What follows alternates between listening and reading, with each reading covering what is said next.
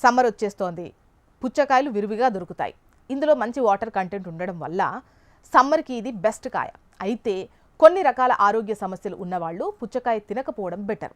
Kidney బాధితులు, kidney సమస్యలు ఉన్నవారు పుచ్చకాయకు ఎంత దూరం ఉంటే అంత మంచిది. ఇందులో పొటాషియం మోతాదు ఎక్కువ ఉంటుంది. కిడ్నీలు సరిగ్గా పనిచేయనప్పుడు ఈ పొటాషియంను ఫిల్టర్ చేయడం కష్టం. శరీరంలో పొటాషియం పెరిగితే కండరాల బలహీనత, విపరీతమైన అలసట వస్తుంది. ఇది గుండె లయను తప్పించి శరీరంలో వాపులకు కారణమవుతుంది. ముఖ్యంగా డయాలసిస్ చేయించుకునేవారు దీనికి దూరంగా ఉండాలి. ఇక పుచ్చకాయ తీయగా ఉండటమే కాదు, దీని గ్లైసెమిక్ ఇండెక్స్ కూడా చాలా ఎక్కువ. ఇది తిన్న వెంటనే రక్తంలో చక్కెర స్థాయిలు అకస్మాత్తుగా పెరుగుతాయి, ఆ తర్వాత అంతే వేగంగా పడిపోతాయి. దీనివల్ల డయాబెటీస్ ఉన్నవారికి తల తిరగడం, నీరసం వంటి సమస్యలు వస్తాయి. వైద్యుల సలహా లేకుండా వీటిని తీసుకోవడం ఖచ్చితంగా మంచిది కాదు.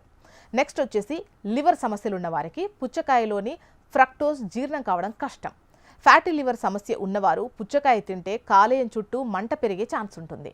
ఆల్కహాల్ తీసుకునే వారికి వచ్చేటువంటి ఫ్యాటీ లివర్ బాధితులు కూడా జాగ్రత్తగా ఉండాలి. ఇక అసిడిటీ, గ్యాస్ లేదా ఐబిఎస్ ఉన్నవారికి పుచ్చకాయ ఇబ్బందులు కలిగిస్తోంది. ఇందులో ఫైబర్ ఎక్కువగా ఉన్నప్పటికీ సున్నితమైన జీర్ణ వ్యవస్థ ఉన్నవారిలో ఇది కడుపు నొప్పి, ఉబ్బరం, అజీర్ణానికి కారణమవుతుంది. ఇక ఆస్తమా ఉన్న రోగుల్లో పుచ్చకాయలోని కొన్ని ఎంజైమ్లు ఓరల్ అలర్జీ సిండ్రోమ్ను కలిగిస్తాయి. గొంతులో గరగర, శ్వాసనాళాల్లో వాపు రావచ్చు. అలర్జీలు ఉన్నవారు ఈ పండును తినే ముందు 1-2 సార్లు ఆలోచించాలి.